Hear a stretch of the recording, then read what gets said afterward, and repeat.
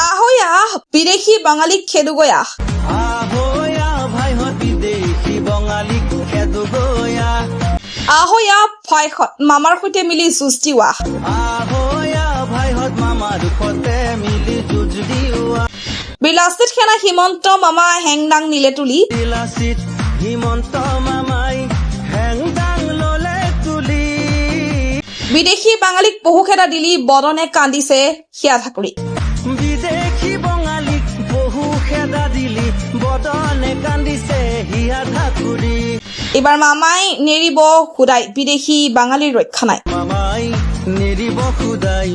পুলি পোখালিয়ে উভালিব সঁচাই মুকুট ৰাজাৰ অসমীয়া জাতি প্ৰেমী গীতটোৱে বৰ্তমান অসমীয়া সমাজত এক বিশেষ স্থান দখল কৰিবলৈ সক্ষম হৈছে গীতটো অতি সোনকালে সামাজিক মাধ্যমত ভাইৰেল হৈ পৰাৰ লগে লগে ব্যাপক জনপ্ৰিয়তা অৰ্জন কৰিছে ৰাইজৰ মাজত ইতিবাচক চেতনাও সৃষ্টি কৰিছে এই গীতটিৰ মুখ্য লক্ষ্য হৈছে অসমীয়া জাতিৰ স্বাভিমান অধিকাৰ আৰু মাটিৰ সুৰক্ষাৰ কথা স্পষ্টভাৱে প্ৰকাশ কৰা হৈছে গীতটোৰ সুৰ আৰু ৰিদমৰ লগতে এটি সহজ ভাষাত সকলো অসমীয়াক একত্ৰিত কৰাৰ চেষ্টা স্পষ্টভাৱে পৰিলক্ষিত হৈছে যদি একাংশই কিছু বিতৰ্ক উত্থাপিত হৈছে তথাপি বৃহৎ পৰিসৰত এই গীতটোৱে ইতিবাচক প্ৰভাৱেই পেলাইছে ৰাইজৰ মতে অসমীয়া অধিকাৰ সুৰক্ষাৰ বাবে এই ধৰণৰ গীত আৰু শিল্পকলা অতি প্ৰয়োজনীয় আপোনাৰ এটা শ্বেয়াৰে মুকুট ৰাজাক আৰু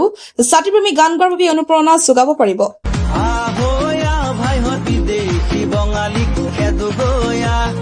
আহয়া ভাইহত মামাৰ সৈতে মিলি যুঁজ দিৱা বিলাসিত হিমন্ত মামাই হেংদাং ললে তুলি হেংদাং ললে তুলি বিদেশী বঙালীক বহু খেদা দিলি বদনে কান্দিছে হিয়া ঠাকুৰী এইবাৰ মামাই নেৰিব খুদাই পুলি পোখালিয়ে উভালিব সঁচাই বিদেশী বঙালীৰ ৰক্ষা নাই